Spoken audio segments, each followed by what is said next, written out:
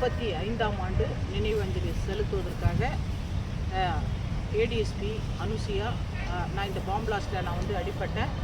அதே மாதிரி என்னோட வந்துட்டு ஆதி சிவசோழர் புலிப்படையினுடைய தலைவர் சிவபாலன் அவர்களும், அதே மாதிரி பாரத் இந்து முன்னணி தலைவர் ஆடி பிரபு அவர்களும், மேலும் ராஜீவ்காந்தி அவர்களுடைய அந்த குண்டுவெடிப்பில் உயிர் நீத்த இறந்து போன எங்களுடைய அன்பு சகோதரர் எட்வர்டு ஜோசப், அவருடைய சகோதரர் ஜான் ஜோசப் அவர்களும் நாங்கள் இந்த அஞ்சலி செலுத்துவதற்காக இந்த மெமோரியலுக்கு வந்திருக்கிறோம்.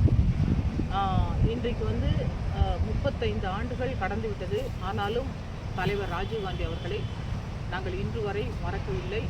அந்த நினைவு நாள் அன்று இங்கு வருவதற்கு எங்களுக்கு கடவுள் ஒரு சந்தர்ப்பத்தை கொடுத்தார். அதற்காக நன்றி.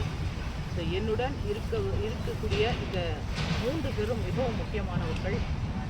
ஜான் ஜோசப் அவர்கள் பாதிக்கப்பட்டவர். அது அவருடைய சகோதரனை இழந்து அவங்களுடைய அண்ணியை விதவை போலக்கு இன்று வரை அழுத்து கொண்டு இருக்கக்கூடிய சகோதரர்.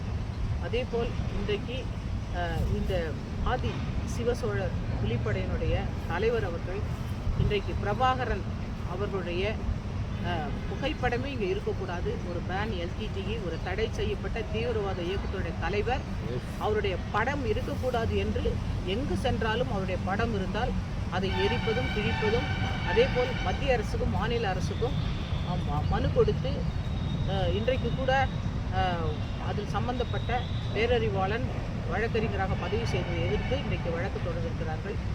அதற்கு உறுதுணையாக இருப்பவர் பாரத் இந்து முன்னணியினுடைய தலைவர் ஆடி பிரபு அவர்கள். அவர் போராட்டம் செய்வதும், எங்கு சென்றாலும் ஒரு பாரத பிரதமரை கொன்றவனை இந்த தமிழகத்தில் நாங்கள் எங்களுடைய கட்சி அனுமதிக்காது என்று அவர்தான் முன்னின்று எல்லா போராட்டத்தையும் எடுத்து செய்கிறார்கள்.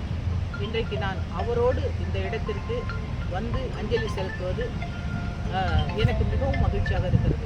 எத்தனை பேர் இருந்தாலும் இன்றைக்கு எல்டிடி பிரபாகரனை எதிர்க்கக்கூடிய இந்த நாங்கள் 4 பேர் தான் இன்றைக்கி முழுமையாக வந்து ஏற்றுக்கிட்டு இருக்கிறோம் அந்த தீவிரவாத இயக்கத்தை. அதனால் இந்த 4 பேரையும் நான் என்னோட வந்து நானும் இந்த இடத்துல இருந்து அவங்களோட இன்றைக்கி நான் அஞ்சலி செலுத்துவதை நான் மிகவும் ரொம்ப வருத்தத்தோடு ஆனாலும்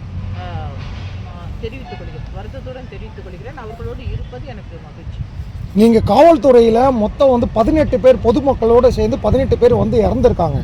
ஆனால் இலங்கையில் வந்து பிரபாகரனை ஒரு தியாகியாக நினைக்கிறாங்க. நீங்கள் எப்படி பார்க்குறீங்க? அதுதான் நாங்கள் இப்போ அதுதான் சொல்கிறோமே. இன்றைக்கி வந்து இருக்கக்கூடிய நாங்கள் 4 பேருமே வந்துட்டு அவர் ஒரு தீவிரவாதி, அவர் ஒரு தீவிரவாத இயக்கத்தினுடைய தலைவர். அவரை வந்துட்டு அந்த ஊரில் இருக்கக்கூடிய ஒரு சிலர் வந்துட்டு அவரை வேணால் கொண்டாடலாமே தவிர, ஆனால் இன்றைக்கு இலங்கையில் இருக்கக்கூடிய மக்கள் அவரை எதிர்ப்பு தெரிவிக்கிறாங்க. அநேக இன்றைக்கு வந்து இலங்கை தமிழர்கள் இல்லை அப்படின்னு சொன்னால் அதற்கு காரணம் வந்து அவர் விடுதலை புலி தலைவர் தான். ஏன்னா அவர் ஒரு அகிம்சையில் போராடலை, அவர் ஆயுதம் ஏந்தி போராடி அநேக மக்களுடைய குடும்பத்தை சீரழிச்சார். எத்தனையோ உயிர்கள் இன்றைக்கு மக்கள் வந்து முக்கால்வாசி தமிழ் மக்கள் இறந்தது அவரால் தான். அவர் வந்துட்டு இதை முன்னெடுக்கல, இவர் ஒரு ஆயுதம் ஏந்தலைன்னு சொன்னால் இன்றைக்கி எத்தனையோ மக்கள் வந்து உயிரோடு இருந்திருப்பாங்க. இலங்கையே இல்லை, இலங்கை தமிழர்களே இல்லை, அது சிதறடிக்கப்பட்டு உலகமெல்லாம் சிதறி போய் கிடக்குறாங்கன்னா அதுக்கு காரணம் அவர் தான். அவரை வந்து கொண்டாடலாம், நான் இல்லைன்னு சொல்லலை.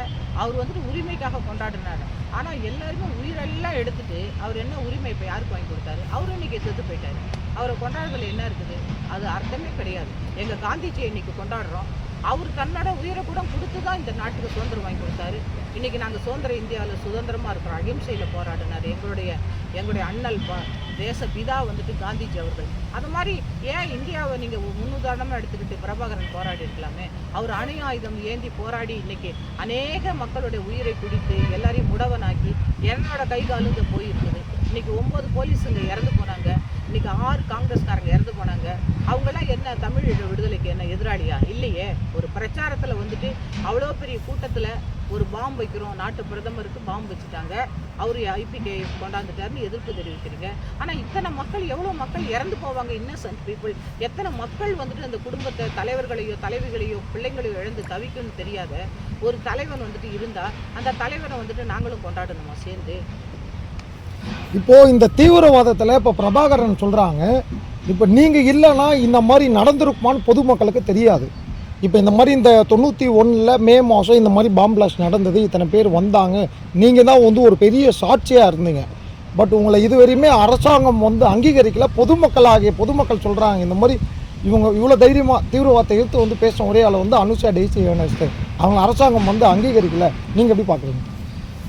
அதாவது இன்னைக்கு வந்து பொதுமக்களுக்கு வந்துட்டு எல்லாருக்குமே அந்த மனசு இருக்குது. என்னன்னா அவங்க எங்க போய் சொல்லுவாங்க? பொதுமக்கள் அந்த அந்த குற்றவாளிகளை வந்துட்டு அவங்க வந்துட்டு மன்னிச்சாலும் சரி, அவங்கள வெளியில விடும்போது அவ்வளோ பேர் கொந்தளிச்சாங்க. அந்த மனசாட்சியினுடைய அந்த ஒரு இன்னொரு மனசாட்சியாக தான் நான் பேசுகிறேன். கடவுள் என்னை இந்த இடத்துல உயிரோடு வச்சாங்க. அதனால் இன்னைக்கு வந்துட்டு என் கூட இருக்கக்கூடிய அவர் எட்வர்ட் ஜோசப்போடைய சகோதரராக இருந்தாலும் சரி, இவர் சிவபாலன் சார், பிரபு சாராக இருந்தாலும் சரி, அவர் வந்து இலங்கையிலேருந்து வந்தவர் தான். அதாவது சிவபாலன் சார் வந்துட்டு அவர் மலையக தமிழர்கள் தான். அவங்களே அதை ஒத்துக்கவே இல்லை. அது தப்பு, நாங்கள் அதில் சேரவே இல்லை, அகிம்சையில் வேணால் போராடி இருக்கலாம், எங்களுக்கு அதுக்கு சம்மந்தமே இல்லை, நாங்கள் தான் வந்துட்டு நாங்கள் முன்னால் போன வந்து தமிழர்கள் அங்கே அப்படின்னு சொல்கிறாங்க. அது இப்போ தமிழர்கள் மக்கள் வந்துட்டு யாருமே வந்துட்டு இப்போ எதிர்க்கணும்னா அவங்க எங்கே வந்து எதிர்ப்பாங்க? போராட முடியுமா? சொல்ல முடியுமா? ஒரு பிரதமர், அந்த பிரதமர் தன்னுடைய இந்தியனோட பிரதமர் ஒரு தீவிரவாதி, அந்நிய தேச தீவிரவாதி வந்து கொண்டுட்டார்னா எந்த பொதுமக்கள் ஒத்துப்பாங்க? இந்தியாவில் இருக்கக்கூடிய 142 கோடி மக்களுக்கும் அது பிரபாகரனை வந்துட்டு பிடிக்குதா? இல்லையே. இப்போ நான் வந்துட்டு ஏற்று பேசுகிறேன் அப்படின்னு சொன்னால் அதில் நான் உண்மையாக பாதிக்கப்பட்டேன். என்னோட 9 போலீஸ் என்னுடைய எஸ்பியிலேருந்து என்னோட கான்ஸ்டபிள் வரையும் இறந்து போனாங்க. அதே மாதிரி 6 பொதுமக்கள் காங்கிரஸ்காரங்க இறந்து போனாங்க.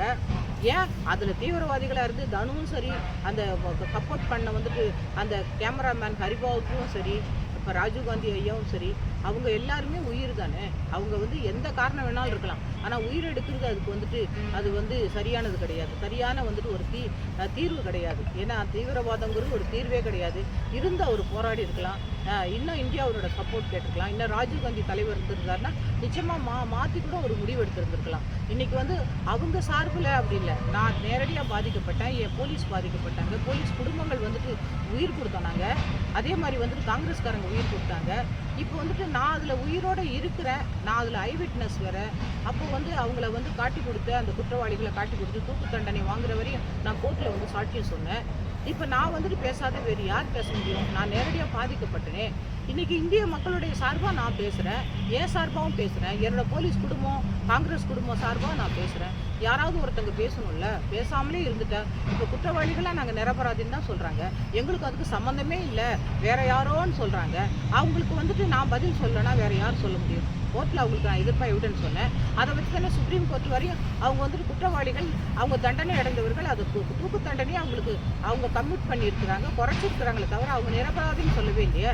அவங்க 1444 சாட்சிகளை விசாரித்து மெட்டீரியல் எவிடன்ஸ் தடயங்களை வச்சு அவங்கள ஒரு கைதி இல்லை வந்து ஒரு குற்றவாளின்னு வந்து சுப்ரீம் கோர்ட்டே தீர்ப்பு சொல்லும்போது அது வந்துட்டு இவங்க நிரபராதி இன்னும் உட்காந்துட்டு எல்லா மைக்கிலையும் பேசிகிட்டு இருக்காங்க. அட்லீஸ்ட் அவங்களுக்கு பதில் சொல்ல வேணாமா? பாதிக்கப்பட்ட நான் சொல்ல வேணாமா? அதுக்கு தான் அவன் பேசிகிட்டு இருக்கேன்.